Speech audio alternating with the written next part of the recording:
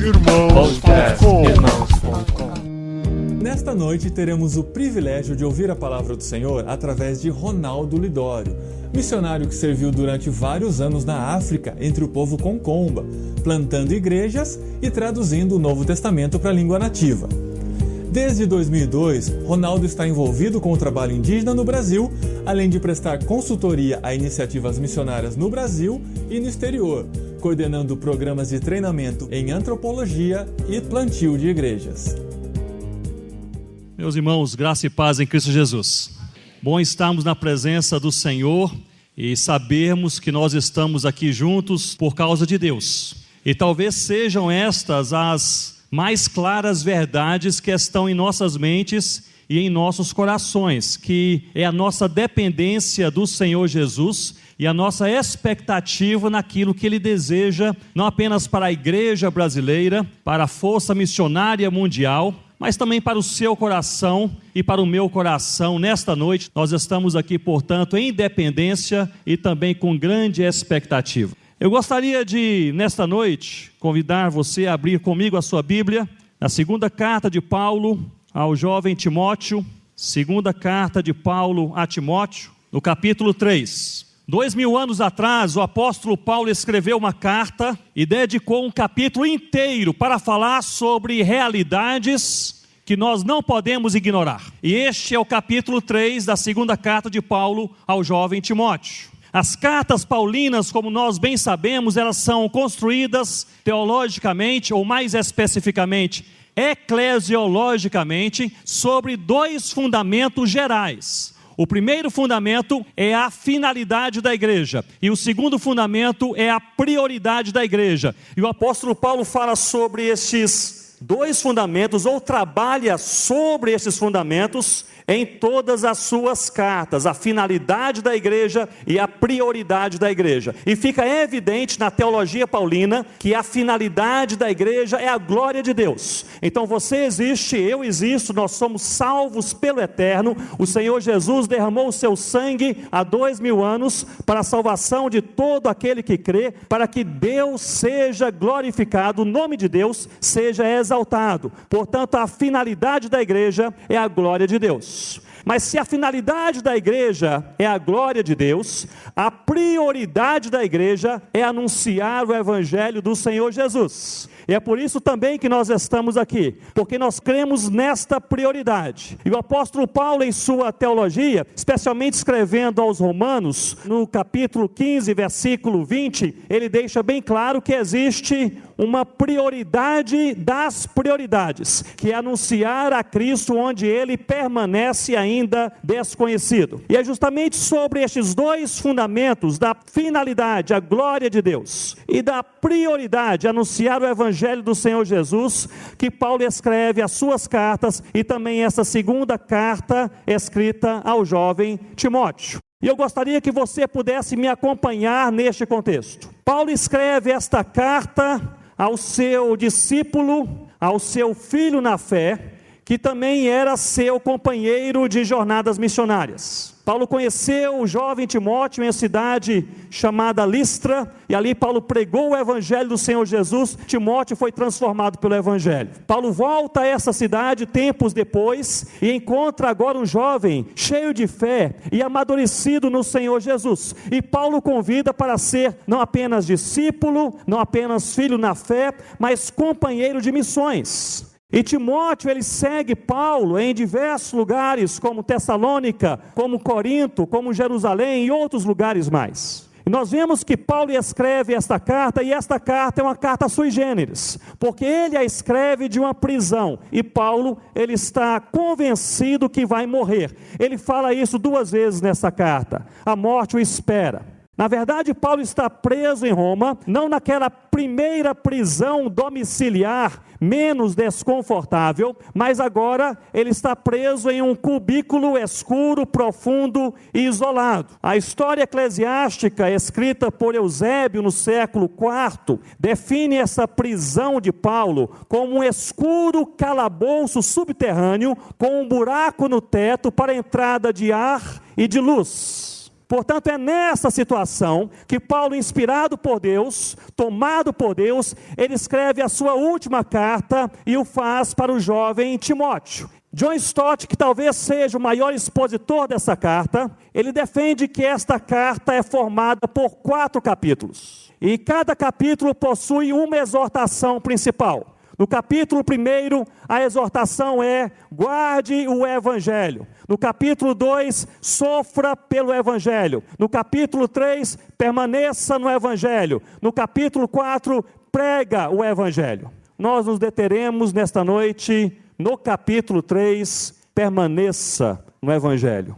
Verdades que nós não podemos ignorar. 2 Timóteo, capítulo 3, diz assim a palavra do Senhor: sabe, porém, isso, nos últimos dias sobrevirão tempos, como irmãos, difíceis, pois os homens serão egoístas, avarentos, jactanciosos, arrogantes, blasfemadores, desobedientes aos pais, ingratos, irreverentes, desafeiçoados, implacáveis, caluniadores, sem domínio de si, cruéis, inimigos do bem, traidores, atrevidos, enfatuados, mais amigos dos prazeres que amigos de Deus, tendo forma de piedade, negando-lhe, entretanto, o poder.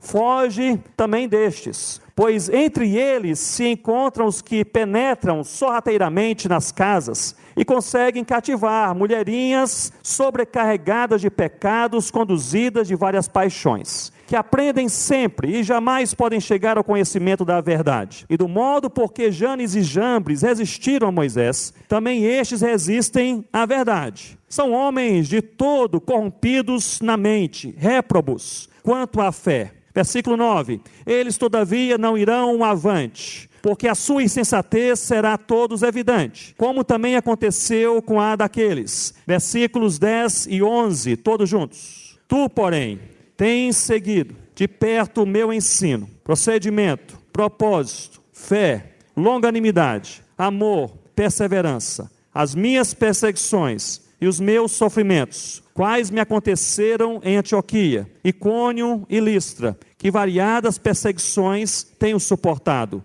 De todas, entretanto, me livrou o Senhor. Louvado seja o nome do Senhor Jesus. Ora, todos quantos querem viver piedosamente em Cristo Jesus serão perseguidos. Mas os homens perversos e impostores irão de mal a pior, enganando e sendo enganados. Versículos 14 e 15, todos juntos. Tu, porém, permanece naquilo que aprendeste e de que foste inteirado, sabendo de quem o aprendeste, e que desde a infância sabes as sagradas letras, que podem tornar-te sábio para a salvação pela fé em Cristo Jesus. Toda a Escritura é inspirada por Deus e útil para o ensino, para a repreensão, para a correção, para a educação na justiça, a fim de que o homem de Deus seja perfeito e perfeitamente habilitado para toda boa obra. Oremos ao Senhor uma vez mais. Ó Deus, uma das certezas que são claras em nossos corações é a nossa dependência do Senhor para todas as coisas. Também para ler a palavra, compreender a palavra, para aplicar a palavra, sobretudo para sermos quebrantados pela palavra. Se há uma oração que fazemos em conjunto neste momento, é esta: Senhor Deus, quebranta o nosso coração em nome do Senhor Jesus. Sonda a nossa alma, ó Deus, e observa aqueles cantos da nossa vida que precisam urgentemente de reparo, de transformação, de perdão, de cura, de edificação, em nome do Senhor Jesus. Ó Deus, que essa palavra seja uma palavra clara, não apenas para o movimento missionário brasileiro, para a igreja no nosso país, mas, Senhor Deus, para cada um de nós, para o meu coração. Em nome do Senhor Jesus que nós oramos. Amém, ó Deus. Podem se assentar com as suas Bíblias abertas comigo neste texto. Todo o capítulo 3 é um alerta. Prepare-se, Timóteo, prepare-se. E se desdobra, portanto, em 3 alertas bem específicos. O primeiro nós podemos encontrar no versículo 1. Prepare-se para viver tempos difíceis. Pois no versículo 1, o apóstolo Paulo a Timóteo, o Espírito Santo, a igreja de Cristo que somos nós, diz assim: sabe, porém, isto, nos últimos dias sobrevirão tempos difíceis. Meus irmãos, esses últimos dias a que Paulo se refere foram inaugurados com a vinda do Senhor Jesus em nossa história e em nosso mundo. Em Hebreus capítulo 1 nós lemos que Deus falara no passado pelos profetas, mas nos últimos dias fala pelo Filho, Jesus. Também o apóstolo Pedro, citando Joel para explicar o Pentecoste, ele diz que nos últimos dias Deus derramaria do seu Espírito sobre toda a carne. Significa, portanto, que nós estamos vivendo os últimos dias. E a afirmação central no versículo 1 sobre os últimos dias é que os últimos dias serão formados por tempos difíceis.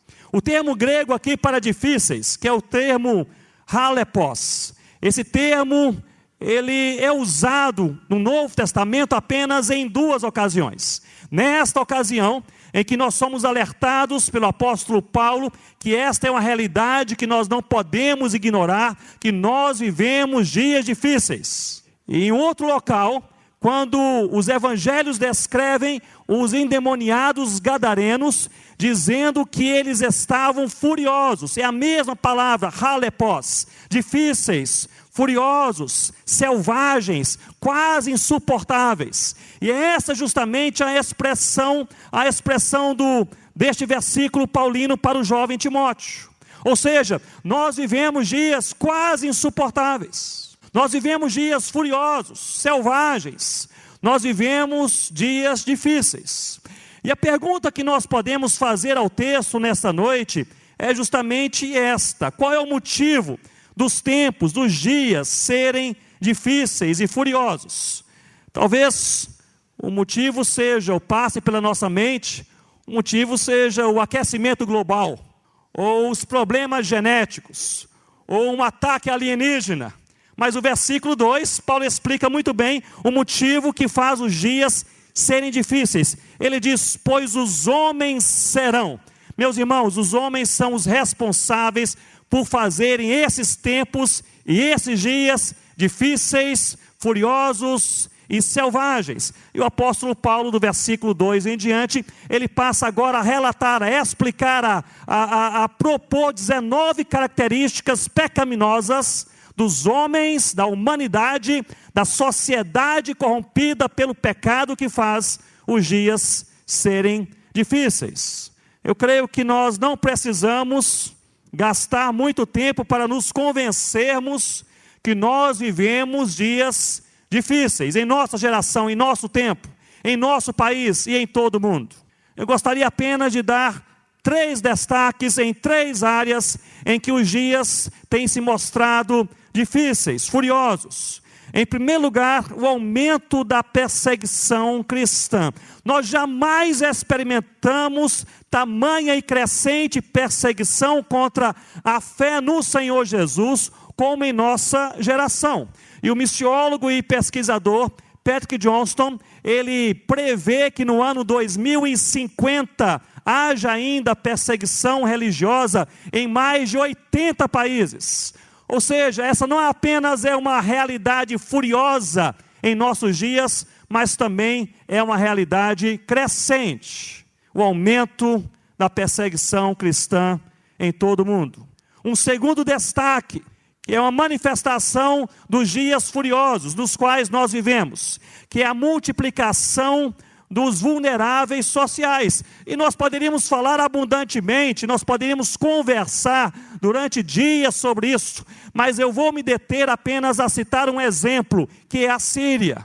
Desde o início da guerra civil, mais de 500 mil pessoas foram mortas na Síria.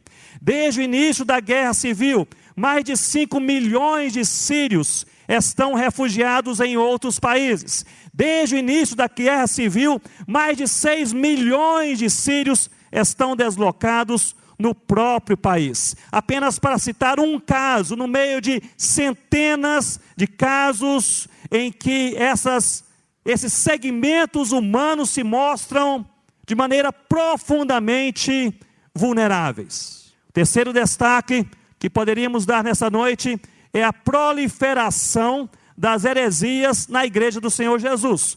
Ou seja, estes dias furiosos, selvagens, difíceis, não constroem uma realidade apenas fora da igreja, mas também intramuros, dentro, interna, entre nós.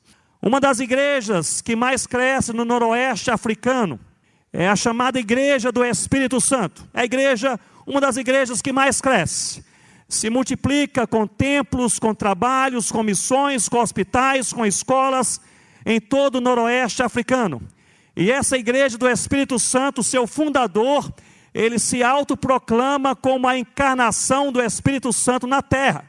Ou seja, nós estamos vivendo os últimos dias, dias difíceis. 500 anos atrás, a situação mundial, ela não era melhor do que a situação que vivemos hoje. Na verdade, era uma situação muito mais caótica, especialmente para a igreja. Crentes eram perseguidos a céu aberto, eram queimados pela sua fé, eram expulsos de suas casas e países. Há 500 anos atrás, quem não era sacerdote reconhecido pela igreja não podia ter a Bíblia, não podia ler a Bíblia, não podia pregar a Bíblia sob pena de morte, sendo queimado em praça pública. 500 anos atrás, justamente no mês de outubro, Deus levanta homens e mulheres, propondo uma reforma na sua igreja. Não uma reforma apenas estrutural, eclesiástica, uma reforma sociocultural, mas um resgate à centralidade do Evangelho, que é a palavra de Deus. E nós vemos que Deus levantou homens e mulheres, justamente, simbolicamente, usando essa simbologia do dia 31 de outubro, com as 95 teses de Lutero, de 1517, outubro. Nós estamos no mês de outubro. 500 anos atrás, um povo se levantou e disse: nós amamos a Deus, nós amamos o Evangelho, nós seguiremos a palavra de Deus. A reforma protestante do século XVI.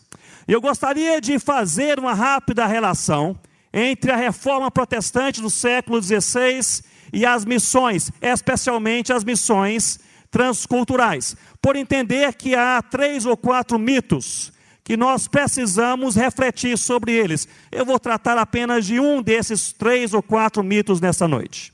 E o mito que eu escolhi tratar é aquele que diz que os reformadores, e aí se destacam Lutero e Calvino, quando se fala sobre este mito, que os reformadores, eles entenderam que a grande comissão estava apenas sujeita, ou foi apenas um mandato do Senhor Jesus para os apóstolos no primeiro século.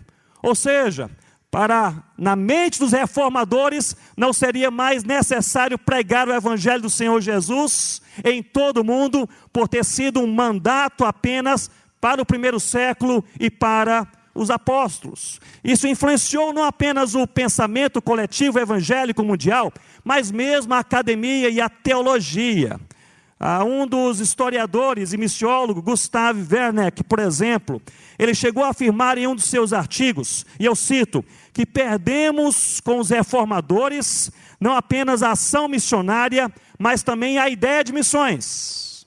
De fato, Lutero e Calvino, para não citar Knox e Zwinglio, eles criam que o mandato apostólico havia cessado no primeiro século, mas não o mandato missionário. Ao contrário, eu vou aqui pedir a permissão dos irmãos para, no meio dos reformadores, escolher especificamente Calvino, a sua teologia e a sua ação missionária a partir de Genebra, para deixar bem claro que Deus levantou na reforma, no século XVI.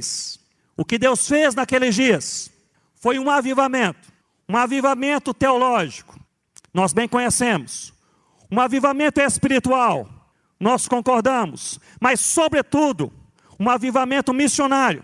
De fato, meus irmãos, a Genebra de Calvino se tornou um polo missionário para todo mundo. Me acompanhem. Em 1553, Calvino começou a enviar missionários de Genebra para a França em um trabalho plenamente transcultural. Em 1555, havia apenas 5 igrejas evangélicas reformadas na França. Em 1559, já eram quase 1.000 igrejas evangélicas reformadas na França. Em 1562, o número passava de 2.000 igrejas evangélicas reformadas na França, com membresia estimada em cerca de 3 milhões de homens e mulheres que tinham a palavra de Deus como centro de suas vidas. Este movimento missionário que saiu de Genebra para a França, ele foi construído em cima de 3 pilares. Em primeiro lugar, a pregação pública do Evangelho. Em segundo lugar, o plantio de igrejas locais. Em terceiro lugar, a formação de escolas locais reformadas confessionais. Notem que no fim do século XVI, havia mais de 2.000 igrejas cristãs reformadas na França. Não apenas isso, meus irmãos, mas é impressionante que em 1561, este ano especificamente, a Genebra reformada, agora evangélica, em torno da palavra, ela envia para a França 142 missionários em apenas um ano. Isso é uma cidade formada por apenas 20.000 pessoas. Se nós projetássemos a mesma proporção entre a Genebra, com 20.000 pessoas no século XVI, e o Brasil, com mais de 20 milhões de evangélicos em 2017, nós precisaríamos, e preste bem atenção nisso, nós precisaríamos enviar em um ano 142.000 missionários além fronteiras para nos equipararmos com a Genebra de Calvino do século XVI. Não apenas a palavra era pregada, mas havia naquela cidade reformada, aquela cidade que passou por um avivamento teológico, espiritual e também missionário, havia naquela cidade 38 oficinas tipográficas. E o historiador Vicente Lessa, ele observa que havia 2.000 pessoas ao redor dessas 38 gráficas, trabalhando dia e noite para produzirem Bíblias e literaturas apologéticas a serem distribuídas nos países vizinhos com risco de vida para aqueles que assim faziam. Portanto, meus irmãos, Calvino, bem como Lutero, e Zwinglio, e Knox e os pré-reformadores, eles foram defensores e praticantes da obra missionária local e também transcultural. Permitam-me agora apenas esboçar alguns comentários teológicos de Calvino com respeito a missões transculturais.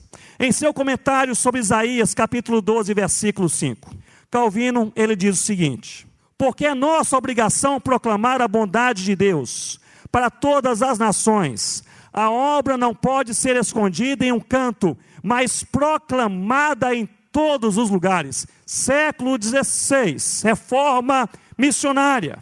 Em seu livro, A Escravidão da Vontade, Calvino ele escreve: embora Deus seja capaz, e ele fala sobre a soberania de Deus, embora Deus seja capaz de realizar a obra secreta do seu Santo Espírito, sem qualquer meios ou assistência, ele também ordenou a pregação externa, pública, a proclamação, para ser usada como um meio. Mas para torná-lo um meio efetivo e frutífero, ele, Deus, escreve com seu próprio dedo em nossos corações aquelas palavras que ele fala em nossos ouvidos pela boca de outras pessoas. Para mim isso é fantástico. Isso resume essa interpretação bíblica da soberania de Deus em missões. Deus poderia fazer sem você e sem mim, mas Deus escolhe usar a igreja, a sua igreja amada, redimida, para que Ele mesmo escreva com o seu dedo em nossos corações e nos corações de pessoas de toda tribo e língua e povo e nação, a sua salvação, tornando efetivo aquilo que eles ouvem e nós ouvimos pela boca de outras pessoas, os mensageiros da salvação, do Evangelho da salvação no Senhor Jesus. Comentando Mateus capítulo 28, versículo 19, que é a grande comissão,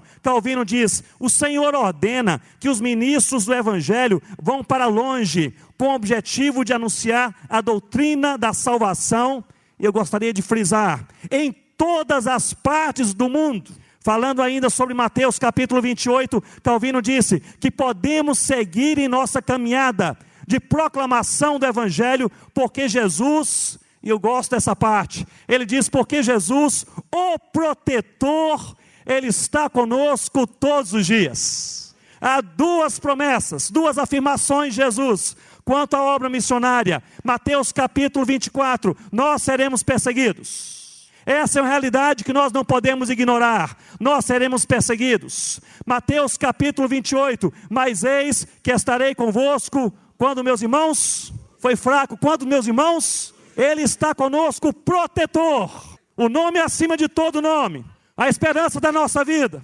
aquele que tem toda a autoridade e todo o poder, ele está conosco todos os dias, até a consumação do século. Louvado seja o nome do nosso Deus. Você não sabe o que vai acontecer com você daqui a 5 minutos, eu também não sei. Você não sabe o que vai acontecer com você, com sua casa, com a sua missão, com o seu ministério, com a sua igreja, até o final deste ano, eu também não sei.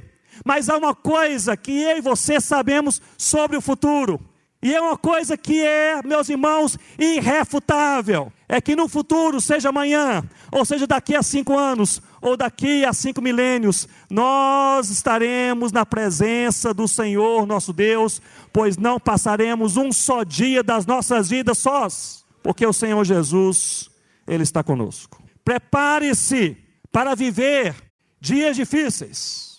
Esta é uma verdade e uma realidade que nós não podemos ignorar. Mas, meus irmãos, uma outra verdade bíblica complementar a esta é que mesmo no meio dos dias difíceis, o Senhor Jesus, Ele nos fortalece. Eu creio nisso. Eu ouvi 2 jovens conversando sobre o CBM, empolgados, creio que vinham para o CBM pela primeira vez, e um dizia para o outro: é um congresso excepcional. É um congresso dos feras. É a turma que faz missões assim, que sabe fazer o negócio. Eu falei: posso dar aqui um palpite? E eles falaram: Ronaldo, não vimos que você estava aqui. Claro, podemos conversar. Eu disse: não é a turma dos feras, é a turma dos fracos. Nós estamos aqui, meus irmãos, na nossa fraqueza, na nossa limitação, na realidade do nosso coração, na nossa pequenez, mas nós estamos aqui na força do Senhor nosso Deus. E essa é uma verdade que deve acompanhar a obra missionária no Brasil e no mundo. Deus sempre nos fortalece quando nós fazemos a sua vontade. Me lembro que alguns anos atrás fui convidado para pregar em um congresso de igrejas evangélicas no sul da França. Um local com igrejas pequenas, e ali se reuniram sexta, sábado e domingo. Eu não falo francês, então precisava de um tradutor. E quando nós não estamos falando na própria língua, a gente ora por um bom tradutor. E ali conseguiram para mim um rapaz que era fluente em inglês e fluente em francês. Não apenas era fluente, mas o rapaz ele era competente e dedicado. A cada tarde ele se sentava comigo e dizia: Ronaldo, qual é o texto? Eu dizia o texto. Qual é a ênfase? Eu dizia a ênfase. E ele escrevia: qual é a aplicação? Eu dizia a aplicação. E ele escrevia em francês, se preparava. Sexta noite eu preguei, ele traduziu. Sábado eu preguei, ele traduziu. Domingo, antes da pregação, seria o dia principal. As igrejas todas reunidas. Chegou um comunicado 5 minutos antes do culto, dizendo: eu tive aqui um imprevisto, não poderei participar. E a coordenação daquele congresso disse: Ronaldo, não se preocupe, estamos trabalhando para resolver este problema. E depois de alguns minutos, algum tempo, ele disse: não se preocupe, porque nós conseguimos uma tradutora para substituir aquele rapaz. Na verdade, uma senhora que se voluntariou. É certo que ela disse que ela não traduziu para mais ninguém já há mais de 30 anos, mas ela está animada. E aliás, ela está chegando. Eu olhei e eis que vi em minha direção uma senhora bem idosa, um pouco encurvada, com uma bengala, andando vagarosamente. Eu desci, fui cumprimentá-la, falei com ela, ela respondeu e eu não ouvi a sua voz. Ela sussurrava, falava baixinho. E eu disse, vamos nos sentar aqui e conversar um pouco. Ela se sentou, sentei-me ao seu lado e disse, a senhora quer saber em que texto bíblico eu vou pregar nessa noite? Ela sorriu e disse, meu jovem, não se preocupe, vai dar certo. Aí eu comecei a me preocupar. Eu disse, mas olha, eu tenho aqui anotações, eu fiz aqui algumas coisas, passe os olhos só para saber assim o assunto. Ela sorriu e disse, meu jovem, não se preocupe, vai dar certo. E meus irmãos, chegou o momento da pregação e eu estava nervoso, impaciente, pensando o que vai acontecer. E ali eu subi no púlpito, ajudei aquela senhora a subir, ela colocou sua bengala ali do lado do púlpito, ajeitou de maneira trêmula o seu microfone, e quando eu comecei a falar, aquela mulher se agigantou naquele púlpito. Jamais vi uma mulher traduzir tão bem em toda a minha vida. Até do meio para o final do sermão, quando a gente se empolga um pouco mais e fala mais rápido, eu terminava uma frase em inglês, ela terminava comigo em francês. Negócio assim excepcional. Depois eu me sentei, agradeci àquela senhora e disse, muito obrigado, Deus a usou. E ela disse essa frase que eu não me esquecerei. Ela disse, meu jovem, Deus sempre nos fortalece quando fazemos a sua vontade. E essa é uma palavra bíblica de Paulo a Timóteo. Os dias são selváticos, furiosos, são difíceis, não será fácil, não teremos o apoio necessário, seremos deixados sozinhos por muitas pessoas, mas Jesus está conosco e Ele há de nos fortalecer, porque Ele nos fortalece quando fazemos a sua vontade. Portanto, a vontade, aliás, a pergunta, olhe bem para mim nesse momento, a pergunta que nós precisamos nos fazer dia a dia é esta: se nós estamos no lugar certo, na hora certa, fazendo o que Deus quer que nós façamos, se nós estamos na sua vontade. Essa é a única pergunta que nós precisamos nos fazer no final de cada dia. Prepare-se para viver dias e tempos difíceis. Aliás, eu não contei o finalzinho da história. Rosana está sorrindo, eu pensei, faltou alguma coisa. Depois que a senhora foi embora, a tradutora, o coordenador do congresso disse, Ronaldo, graças a Deus, tradução perfeita. Eu falei, louvado seja o nome de Jesus. E o coordenador disse, ela lhe contou quem ela é. Eu falei, não falou nada a seu respeito. E ele disse, ela era a tradutora do Billy Graham, quando ele vinha pregar na França. Na década de 70.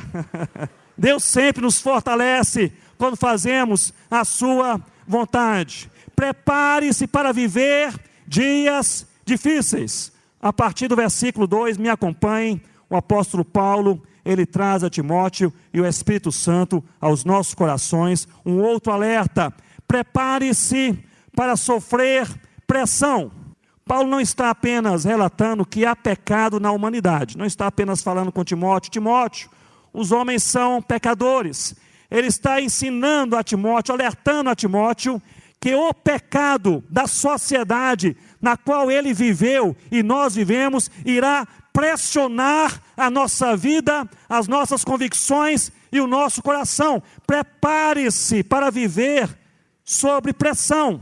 Paulo cita 19 características de pecados, mas todas as 19 poderiam ser resumidas no que Paulo parece identificar como sendo a raiz do problema. Ele diz que o coração do homem, ele é filautos, que é egoísta, pensa e ama apenas a si mesmo. Ele não é filóteos, não é amigo de Deus. Paulo parece que resume aí toda a raiz do nosso problema. Nós somos amigos de nós mesmos, enquanto nós deveríamos ser amigos de Deus. E Paulo diz que esta humanidade, essa sociedade caída, na qual nós fazemos parte, ela rompe com o próximo, ela rompe com a família e ela rompe também com Deus. Ele lista 19 atitudes pecaminosas e nós poderíamos aí aglutinar ou agrupar as 19 em 3 grupos específicos. No primeiro grupo de características pecaminosas, Paulo diz que o homem rompe com o próximo, com aquele que está ao seu lado. Diz que eles são os homens egoístas, aqui a expressão filautoi, ou seja, amam apenas as próprias vidas. Eles são avarentos porque investem apenas em seus interesses. Eles são arrogantes porque agem como se fossem superiores aos outros, entre outras coisas. No segundo grupo, os homens rompem não apenas com o próximo, mas agora, mais especificamente, com a família. Nós podemos identificar termos e expressões bem familiares. O texto diz que os homens são desobedientes aos pais, ou seja, com ouvidos que não ouvem. São ingratos. Aqui a palavra ingratos, haristos, que vem de haris, de graça, ou seja, sem graça. São pessoas exigentes de direitos que elas não têm. E são implacáveis, sem espírito de perdão, entre outras coisas. E o terceiro grupo, o primeiro grupo rompe com o próximo. O segundo grupo com a própria família. E o terceiro grupo rompe com Deus. Eles são mais amigos dos prazeres. A palavra grega aqui, philedonos, que são amantes, eles são arraigados nos prazeres, naquilo que lhes satisfaz a alma, ao invés de serem amigos de Deus, de serem filéteos, pessoas que amam e que são encarnadas pelo desejo de Deus. E talvez, meus irmãos, aquilo que mais chama a minha atenção e mais seriamente toma o meu coração, diz a palavra de Deus, tendo forma de piedade. Aqui na tradução livre, poderíamos dizer, fazendo teatro da fé, fingindo que é crente, fingindo que crê no Evangelho, fingindo que prega o Evangelho, frequentando igrejas, reuniões, congressos, missões, fraternidades teológicas, mas não tendo o coração ainda transformado. Diz a palavra de Deus, no entanto, negando-lhe o poder, dinamis, a expressão, a manifestação transformadora de Deus. São pessoas que têm palavra de cristandade, que têm uma expressão bíblica, que têm um envolvimento com as coisas de Deus, mas em seus corações, e olhe bem para mim nesse momento, em seus corações não desejam ser transformados. Nega-lhe, portanto, o poder, a manifestação transformadora de Deus. E o alerta de Paulo a Timóteo e do Espírito Santo aos nossos corações: foge também destes. Ou seja, Timóteo, meu irmão, minha irmã, líder de missão, meu pastor, esses comportamentos são atraentes. Foge também estes. E a pergunta que nós poderíamos levantar nessa altura, no texto bíblico e nos nossos corações, é justamente esta: em que medida esta é uma realidade que não devemos ignorar em nossas próprias vidas? Porque até aqui, falando dessas 19 características, da sociedade que rompe com o outro, que rompe com a família e que rompe com Deus, talvez você e eu estejamos nesse momento pensando, são aqueles que não conhecem a Deus, são aqueles que não conhecem a palavra, são aqueles que estão distantes do Senhor, mas parece-me que Paulo fala também envolvendo a própria igreja do Senhor Jesus. Em que medida esta é uma realidade que não podemos ignorar dentro dos nossos próprios corações? Eu estou convencido, meus irmãos e minhas irmãs, que um dos nossos maiores desafios como igreja evangélica brasileira, e deixe-me especificar, como movimento missionário evangélico brasileiro, um dos nossos maiores desafios é nós falarmos menos de nós mesmos e mais do Senhor Jesus Cristo. Eu estou convencido que um dos nossos maiores desafios é nós nos encantarmos menos conosco e mais com o Evangelho.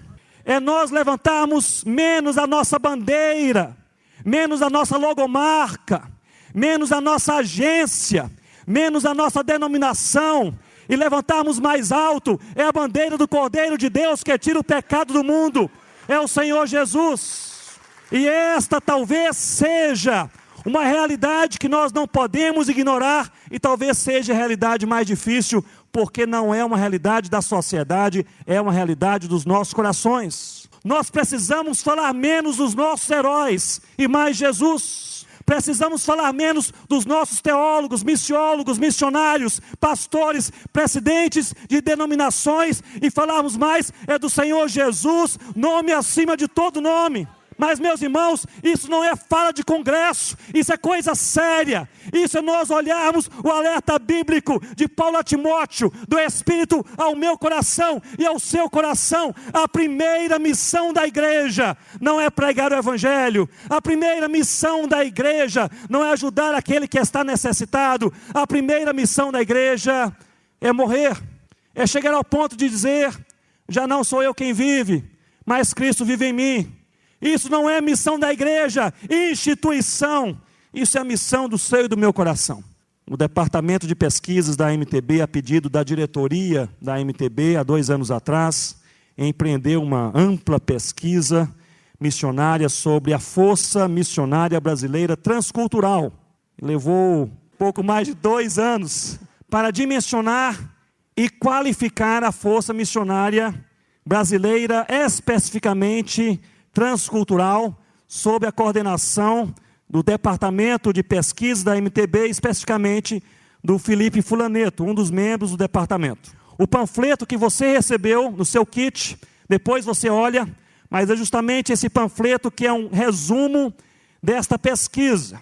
E você pode não apenas ler esse panfleto, eu reconheço, aliás, encorajo que você leia, mas você pode acessar o site do Departamento de Pesquisa para você ter acesso às 25 ou 26 páginas do relatório completo. Mas eu gostaria apenas de dar alguns destaques. Em primeiro lugar, louvado seja Deus, motivo de celebração. Nós somos hoje cerca de 15 mil missionários brasileiros envolvidos com missões transculturais. Louvado seja o nome do Senhor Jesus. Nós crescemos bem nos últimos anos. Em média, 8,2% ao ano, bem acima da média do crescimento da igreja evangélica brasileira, que foi de 5,8% ao ano. Nós estamos bem distribuídos, trabalhando entre hindus, budistas, animistas, islâmicos, católicos, secularistas e outros. Houve também um certo impulso nos últimos anos em direção aos grupos minoritários brasileiros menos evangelizados, sobretudo indígenas, ribeirinhos, ciganos, quilombolas, sertanejos, refugiados e imigrantes. Nós estamos ainda crescendo, precisamos crescer mais com os surdos. E estamos como força missionária começando o trabalho entre os hippies. Agora, citando a pesquisa Comiban 2016, na qual está também incluída a força missionária brasileira, e me acompanhem, a categoria missionária, e eu especifico, brasileira, mais bem aceita, com maior índice de aprovação, tanto por quem envia daqui para lá, como também por quem recebe em seus campos, na verdade são as missionárias solteiras, louvado seja o nome do Senhor Jesus, com mais de 80% de aprovação. Portanto, minhas irmãs, fiquem firmes na caminhada, porque Jesus está sendo glorificado. Motivo de celebração, as agências denominações, as juntas e igrejas independentes foram também um grande impulso nos últimos anos, espalhando o evangelho até os confins da terra. Deus está mexendo com a igreja, com as denominações evangélicas brasileiras. As agências interdenominacionais continuam firmes e crescendo, emprestando seu know-how, seu conhecimento, especialmente transcultural, para as denominacionais e as independentes, e se especializando cada vez mais. Louvado seja o nome do Senhor Jesus. Mas nós temos também motivos de preocupação. Quanto ao treinamento, 11% dos missionários, 11%, um pouco mais de 1.500, 11% dos missionários foram enviados para os seus campos sem nenhum treinamento, nenhum. 30%, cerca de 30% dos missionários tiveram oportunidade de preparo apenas até o ensino médio. Quanto ao cuidado missionário, 71% dos missionários afirmam que são bem pastoreados em seus campos, um índice altíssimo, louvado seja Deus por isso. Mas apenas 26% deles dizem ser pastoreados quando eles voltam para o Brasil ou para as suas cidades.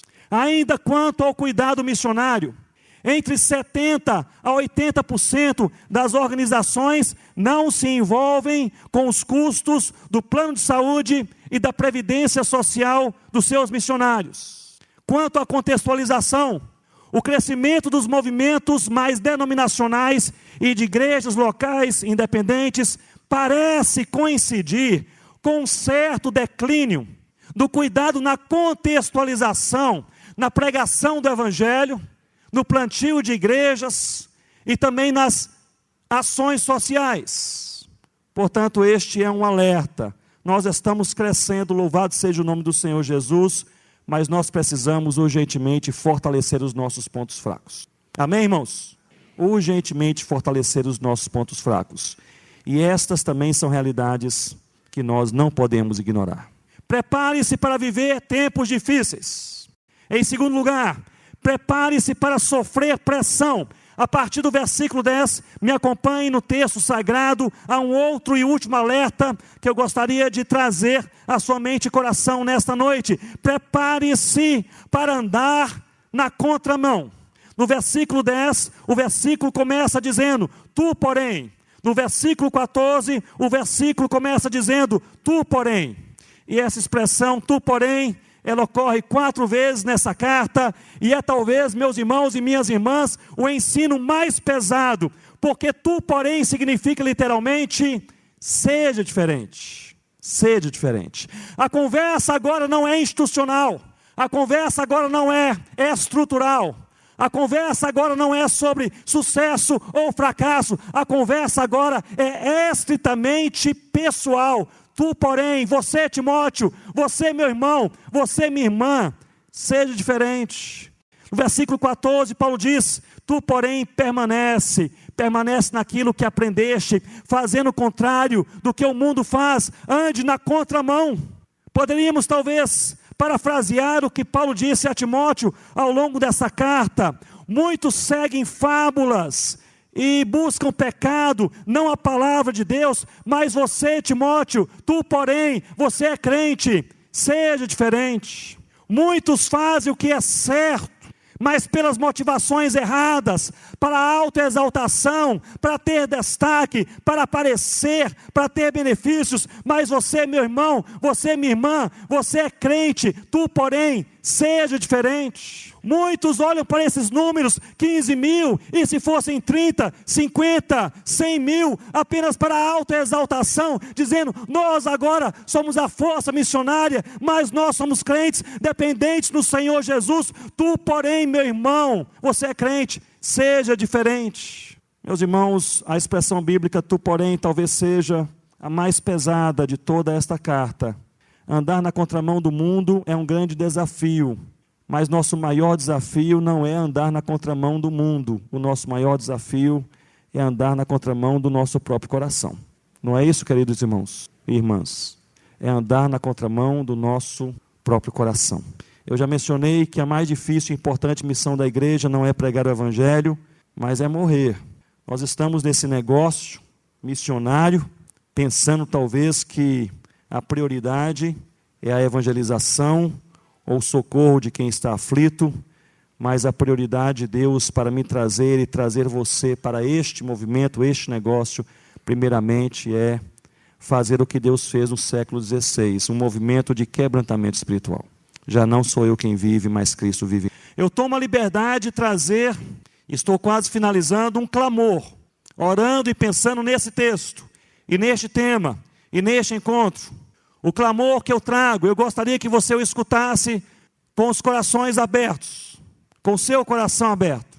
Esse clamor é o seguinte: Deus, que este movimento missionário brasileiro seja para a tua exaltação, não para nós, em colaboração e não competição, centrado na palavra, não em nossas preferências, no poder do Espírito, não em nossa capacidade, para que todos os povos conheçam a tua salvação, em nome do Senhor Jesus. Você concorda com esse clamor? Você concorda com essa oração? Talvez possa ser a nossa oração neste início de congresso. Talvez possa ser a nossa oração neste momento da nossa vida. e nessa encruzilhada do movimento missionário brasileiro. E se assim for, se cair bem na sua mente, no seu coração, de maneira sincera, não com empolgação brasileira de início de congresso, porque o brasileiro geralmente se empolga muito no início e no final, não é assim? No início e no final. Não com empolgação latina, tão somente, mas com empolgação latina santa e bíblica. Se esse clamor for sinceramente o seu clamor, você pode repetir comigo com alto e bom som. Deus, que este movimento missionário brasileiro seja para a tua exaltação, não para a nossa, em colaboração, não competição, centrado na palavra, não em nossas preferências, no poder do Espírito, não em nossa capacidade, para que todos os povos conheçam a tua salvação, em nome de Jesus. Que seja o nosso clamor sincero na presença de Deus, e que Ele nos ajude para assim sermos irmãos e irmãs, em nome do Senhor Jesus. Eu gostaria de concluir trazendo à sua mente a história de uma mulher de Deus chamada Helen Roseveare. Eu já falei sobre esta mulher, Rossana e eu somos impressionados pela vida dela. Ela faleceu em dezembro do ano passado na Inglaterra, missionária inglesa, ligada ao WEC International, a missão Amém. Faleceu aos 91 anos de idade. Eu já falei sobre a sua história em várias igrejas, mas nunca falei o que vou falar aqui, porque eu quero citar o que ela citou para missionários. E aqui cabe a sua citação. A doutora Helen Roseveare era uma missionária inglesa que serviu a Deus no Congo, na África. Aos 28 anos de idade foi enviada para aquele país durante uma guerra civil. Era uma jovem extremamente bem preparada, era médica, por isso dizer que era doutora. Ela tinha um doutorado em medicina pela Universidade de Cambridge. Era também enfermeira, altamente capaz. 28 anos de idade, solteira, chega no Congo, prega o evangelho. A primeira coisa que a doutora Helen faz, ela funda uma escola de enfermagem e prepara 100 africanas, enfermeiras, missionárias e espalha por todo aquele país. Revolucionou aquele país. Doutora Helen, com paixão pelos que sofrem, percebeu que não havia nenhum hospital decente no interior do Congo naquela época. Ela ora a Deus, a sua igreja na Inglaterra lhe envia uma boa oferta, ela constrói um hospital com capacidade para 100 leitos. Mas a doutora Helen serviu no Congo durante uma época terrível. Cristãos eram perseguidos, pastores e missionários eram mortos, muitos eram sequestrados, e a doutora Helen foi também sequestrada, e ela passou um longo tempo em cativeiro, sofreu de maneira profunda. Ela manteve um diário naquele cativeiro, e eu leio apenas alguns parágrafos. Ela disse certo dia: eles me puxavam pelos pés, batiam em minha cabeça, chutavam-me na boca, quebraram os meus dentes, me humilharam, insultaram, agrediram dia a dia. Dias depois, doutora Helen, ela escreve novamente dizendo: em uma das noites, o horror ultrapassou todos os limites e eu fui violentamente abusada sexualmente. Eu senti que Deus havia me abandonado. Logo depois ela escreve: logo depois senti uma impressionante presença de Deus que me dizia: Helen, estes não são os seus sofrimentos, são os meus. E o Senhor me encontrou com braços abertos e indizível amor. Seu conforto foi total e eu entendi que o seu amor me era suficiente. Coisa fantástica, só Deus, só Deus. Foi liberta do cativeiro, voltou para a Inglaterra, passou quase um ano hospitalizada, ossos quebrados, trauma no coração, na sua alma. Depois de um ano, recebe alta lá dos médicos do hospital, se apresenta para a WEC, para a missão, dizendo: volto para o Congo. A liderança disse: não é seguro, a situação está ainda pior. Ela disse: permitam-me voltar, ou eu saio da missão e volto, porque lá Deus me quer. A missão envia aquela mulher, ela retorna para a África, ela chega no Congo, e ali ela olha, e para sua tristeza, aquele hospital bem construído, com capacidade para 100 leitos, havia sido totalmente destruído.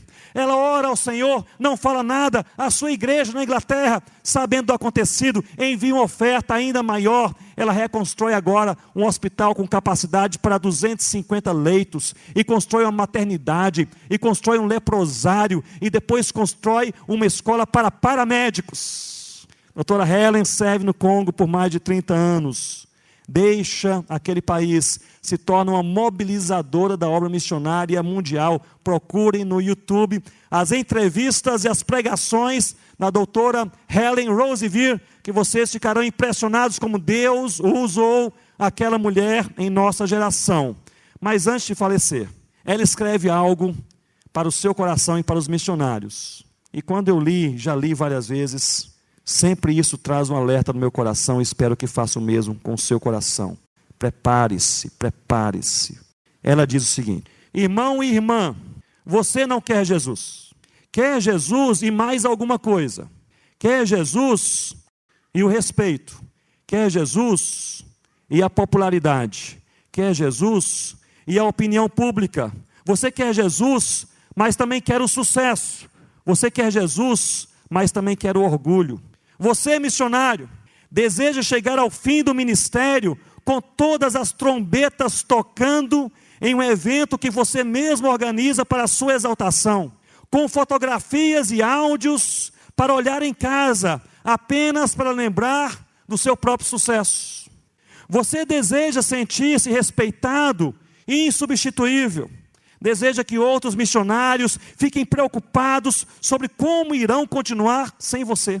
E você deseja cartas, quando chegar em casa, dizendo quanto eles são gratos e devem a você. Sem você eles não conseguiriam. Sim, você não quer Jesus. Você quer Jesus e mais alguma coisa. Não, você não pode ter isto. Ou você deseja só Jesus, ou você perceberá que não tem. Vamos orar? Curva sua cabeça. Nós podemos gastar 2 minutos nesse momento em oração. Deus nos trouxe a esse congresso, cada um de nós, como uma realidade pessoal que não pode ignorar. Talvez com desafios espirituais profundos, relacionais, questões ministeriais. Mas nesse momento eu gostaria que nós tivéssemos uma oportunidade para nós orarmos por nós mesmos, e nós pudéssemos orar pelos nossos próprios corações, e assim nós pudéssemos rogar ao Senhor algo que só Ele pode fazer: quebrantar o nosso coração. Quebrantar o nosso coração. Que este movimento missionário, que as nossas vidas sejam para a exaltação do Senhor, não para a nossa exaltação. Que as áreas mais profundas do nosso ser, que precisam ser transformadas, se Deus se agradar, Ele pode mexer com essas áreas nesse momento. Talvez seja uma falta de fé, talvez seja uma incredulidade crônica, talvez seja uma questão não resolvida, um relacionamento não curado, talvez seja um pecado enraizado que ninguém sabe, ninguém conhece. Talvez seja o dia difícil, selvagem, furioso, e as forças se vão, o cansaço, a vontade de parar, de desistir, de dizer: eu não aguento mais. Talvez seja uma necessidade de uma coisa que nós não sabemos nem expressar, e possamos assim apenas orar dizendo: Senhor Deus, faça aquilo que o Senhor deseja, que eu preciso. O Senhor bem sabe, em nome do Senhor Jesus. Se você trouxe no seu coração nesta noite um desejo sincero de que aquele clamor que nós lemos e repetimos juntos seja não um clamor apenas do movimento missionário, mas um clamor do próprio coração, ore ao Senhor por isto. Deus, que este, não o movimento missionário brasileiro, mas a minha vida, seja para a tua exaltação, não a minha, seja em colaboração, não competição, seja centrada na palavra, não em minhas preferências, caminhe no poder do Espírito, não em minha capacidade, para que todos os povos conheçam a tua salvação, a começar da minha casa, em nome do Senhor Jesus. Talvez seja a nossa oração. Se é a sua oração sincera, fique de pé onde você está e oremos juntos ao Senhor nesse momento. Cassiano começou este encontro dizendo que nós estamos em casa, e eu também repeti, nós estamos em família, e é verdade, nós estamos todos no mesmo barco. E talvez aqui entre nós haja pessoas que estão passando pelo vale da sombra da morte e ninguém sabe. Nós passamos ali pelaquela sala de inscrições, e ali todos estavam sorridentes, olhando ali, todo mundo com um sorriso no rosto, e abraços e conversas, mas só Deus conhece o nosso coração. Não é assim, meus irmãos e irmãs? Só Deus conhece o nosso coração. Todos nós precisamos de Deus, mas há momentos na nossa vida que nós precisamos mais desesperadamente de alguma coisa em nossa vida, alguma coisa. Eu gostaria que você colocasse isso perante o Senhor nesse momento e orasse sinceramente ao Senhor. Que tudo que há dentro de mim necessita ser mudado, Senhor, porque tudo que há dentro do meu coração necessita mais de ti, necessita mais de ti. Nós estamos reunidos aqui nesta noite, neste fim de culto, olhando somente para o Senhor. Ó Deus, nossos corações, como são e como estão, colocamos perante o Senhor, dizendo: ó Deus, faça tudo aquilo que o Senhor deseja e que nós precisamos em nome do Senhor Jesus. Senhor Deus, quebra a nossa vida naquela área que nós precisamos urgentemente. Quebra o nosso orgulho, ó Deus. Ó Pai, que possamos exaltar tão somente o Teu nome, em nome do Senhor Jesus. Senhor Deus, resolve aquelas áreas da nossa vida, do nosso ministério, da nossa liderança, do nosso trabalho que nós não podemos resolver. Realinha, Senhor Deus. Nós queremos orar por aqueles líderes, especialmente nessa noite, que aqui chegaram e apesar dos sorrisos, dos abraços, estão assim, desanimados de alma. Ó Pai, nós queremos orar para que o Senhor possa, ainda nessa noite, dar um ânimo novo em seus corações, em nome do Senhor Jesus. E mesmo aqueles que aqui chegaram pensando: se dependesse de mim, eu desistiria, iria parar. Senhor Deus, o Senhor possa dar assim uma força renovada no Senhor Jesus. Pai, eu quero orar, ó Deus, por cada coração que está envolvido no ministério, seja pastoral, seja local, seja nacional, transcultural. Senhor Deus, que o Senhor possa também renovar a alegria do serviço, do ministério, em nome do Senhor Jesus. Senhor Deus, queremos ver filhos e filhas sorrindo novamente e cantando com alegria novamente, tendo aquele impulso do primeiro amor novamente. Senhor Deus, desperta em nossos corações aquela chama da vocação que o Senhor, ó Deus, acendeu décadas ou anos atrás, em nome de Jesus. Senhor Deus, abençoa o movimento missionário brasileiro, que seja para a Tua exaltação, não para a nossa, Senhor Deus, em colaboração, não competição. Senhor Deus, que seja para a Tua glória, em nome do Senhor Jesus. Ó Pai, nós queremos orar também para que esses dias que seguem sejam dias excepcionais. Que aqui cada um encontre um companheiro de oração. Aqueles que chegaram cansados e vivem insones, nós pedimos: o Senhor pode fazer qualquer coisa. Senhor Deus, dá uma noite assim boa. Mesmo quem não dorme bem há muito tempo, Senhor Deus, dá uma noite boa em nome do Senhor Jesus. Ó Pai, aqueles que trouxeram corações ansiosos, dá tranquilidade de alma também. E a todos nós, Senhor Deus, nos ajude, nos fortaleça, para servirmos com fidelidade o Cordeiro Jesus. É a nossa oração, em nome do Senhor Jesus. Amém, Senhor Deus.